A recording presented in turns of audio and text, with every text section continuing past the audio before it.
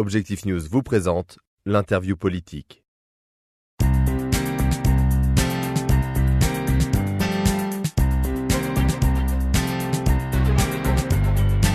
Bonjour à tous et bienvenue sur Objectif News TV pour votre émission politique Objectif 2012. Aujourd'hui, j'ai le plaisir de recevoir Monique Iborra. Bonjour. Bonjour. Et merci beaucoup d'avoir accepté notre invitation. Je rappelle que vous êtes la députée sortante de la 6e circonscription de la Haute-Garonne et que vous êtes d'ailleurs candidate à votre propre succession sur cette circonscription qui a évolué. On va y revenir dans quelques instants.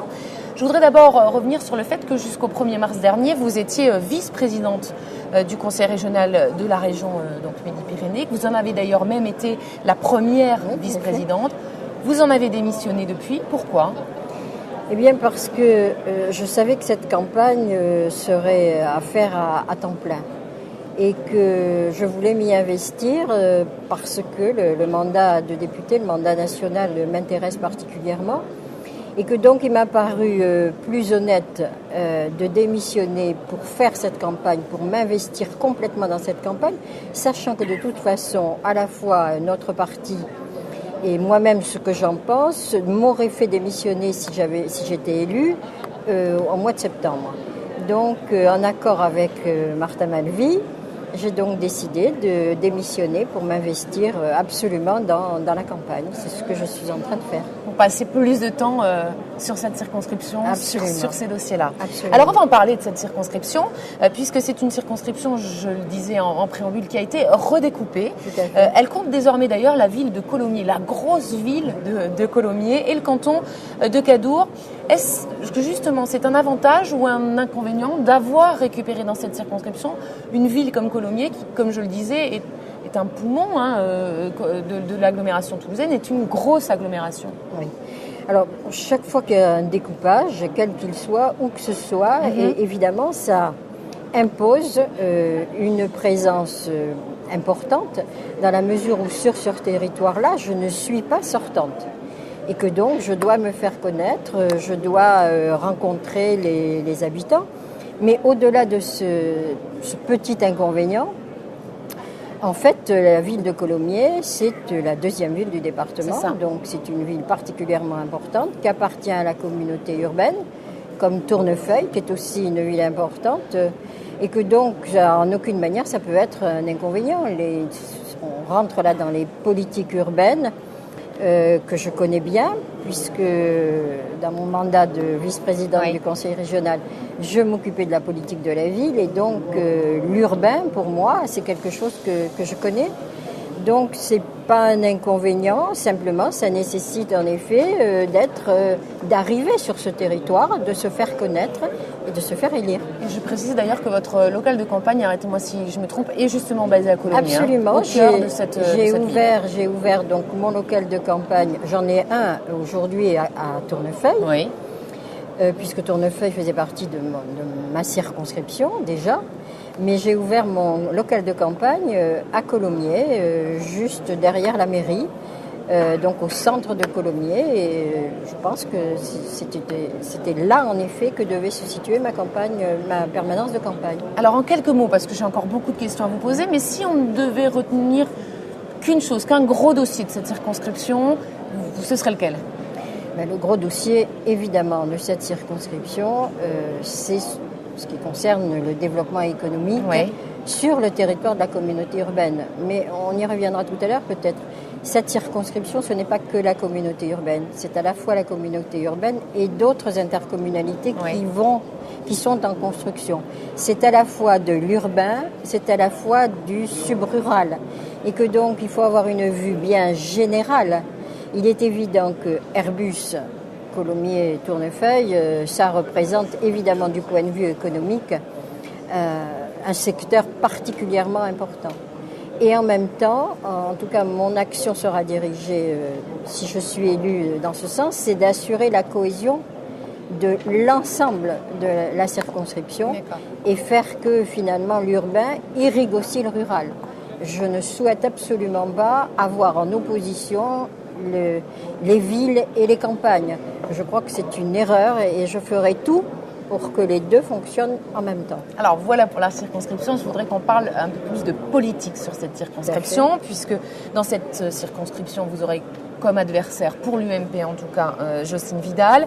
Est-ce qu'il n'y a pas finalement plus à craindre de la candidature d'Alain Réfalo pour Europe Écologie Les Verts, ou même d'ailleurs de la candidature envisagée de Rémy Vincent pour le front de gauche de Jean-Luc Mélenchon? Ça fait beaucoup de candidatures à gauche quand même sur cette circonscription.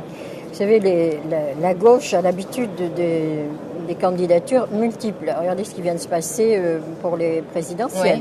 Il y a plusieurs candidatures à gauche. Non, je ne pense pas que ce soit réellement ni une crainte ni un inconvénient, puisque au deuxième tour, ces voix doivent s'additionner. Et c'est celui ou celle qui est en tête qui doit en effet additionner les voix des autres. Donc de ce point de vue-là, je ne me fais pas de soucis. C'est pas un handicap. C'est pas un handicap pour vous. Non, absolument pas. Je pense pas. Est-ce que vous faites partie de ceux, Monique Iborra, qui considèrent que cette élection législative, finalement, c'est le troisième tour de l'élection présidentielle? Alors, c'est pas tout à fait ça, mais il faut bien dire qu'à partir du moment où il y a eu l'inversion du calendrier et que les législatives sont intervenues un mois après, parce que la réalité c'est celle-là, après les présidentielles, il est bien évident qu'il y a une corrélation étroite entre les deux et qu'en même temps il y a beaucoup de cohérence.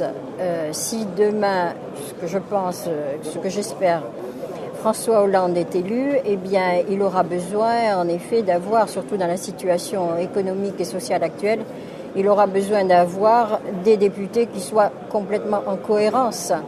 Alors je ne dis pas godillot, mais complètement en cohérence avec les politiques qu'ils veulent mener. Donc ce n'est pas forcément un troisième tour, mais en tout cas c'est en cohérence totale. Oui. Est-ce que, et je précise qu'on enregistre cette émission entre les deux tours, le 26 avril précisément, votre analyse justement des résultats de ce premier tour, est-ce que vous aviez, pensé que Jean-Luc Mélenchon ferait finalement un score si bas par rapport à ce que lui proposaient les sondages, lui donner les sondages, et est-ce que vous aviez pensé que Marine Le Pen pouvait faire un score aussi haut? Alors j'avais très largement pensé que Marine Le Pen pouvait faire un score aussi haut. C'est ce que j'avais dit en réunion de campagne la semaine précédente. Je n'ai pas du tout été étonnée du score. Pourquoi? Comment vous l'analysez? Je l'analyse par le fait que déjà quand on constate les résultats antérieurs, on voit bien que le secteur rural, d'une manière générale, est tenté par le vote du Front National. Et donc je pensais que dans les petites communes rurales, qui sont aussi dans ma circonscription, il y aurait un score du Front National tout à fait élevé. Je crois que ça nécessitera, après la présidentielle et après les législatives, qu'on s'interroge réellement sur les politiques qui sont menées sur ces territoires pour expliquer ce vote d'un électorat qui n'épouse pas forcément les thèses radicales du Front National, mais qui veut exprimer un certain malaise qu'il nous faut absolument traiter. Et comment vous pouvez répondre justement à ce malaise? Vous en avez déjà des idées? Oui, je pense que le discours un peu simpliste qui est de dire on a notre petit pavillon dans le secteur rural, on a les avantages mais on n'a pas les inconvénients de la grande ville, on n'a pas la délinquance, on n'a pas les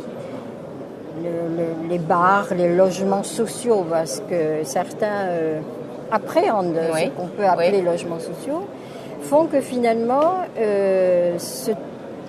c'est un réflexe un peu de protection par rapport à un environnement qui pourrait être hostile. Donc, moi, je tiens absolument à ce qu'on n'oppose pas les villes et les campagnes, parce qu'en les opposant, on peut arriver à ce type de réaction. Et je crois que ça, on a un travail à faire commun. En tout cas, moi, je m'y emploierai si je suis élue. Alors, Monique Iborra, dernière question. Vous l'avez dit, on l'a bien compris, vous croyez à la victoire de François Hollande pour ce second tour. Il ne fait aucun doute pour vous qu'il sera le prochain président de la République. Est-ce qu'il peut concrètement aujourd'hui l'emporter simplement avec les voix des Verts? Est-ce qu'il doit compter sur celle de François Bayrou et éventuellement sur celle de Marine Le Pen, ou en tout cas d'une partie de celle de Marine Le Pen pour être élu?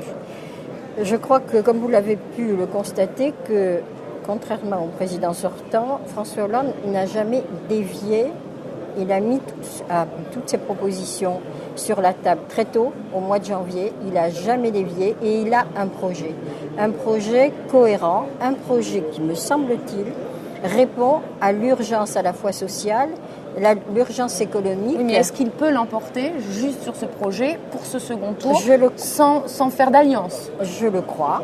Il n'y aura pas d'alliance. Vous savez, l'alliance avec les Verts, elle s'est faite bien en amont. Hein. Oui. Donc, il n'y aura pas d'alliance, il l'a dit. Mais par contre, moi, je suis persuadée que les électeurs des uns et des autres n'appartiennent à personne.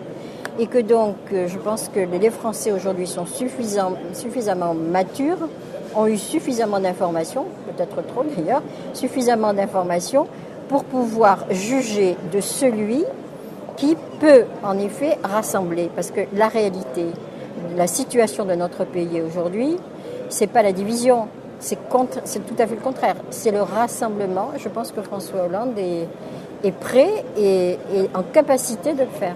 Merci Monique Iborra. Merci, c'est moi qui vous remercie. Et merci à tous de nous avoir suivis. À très vite sur Objectif News TV.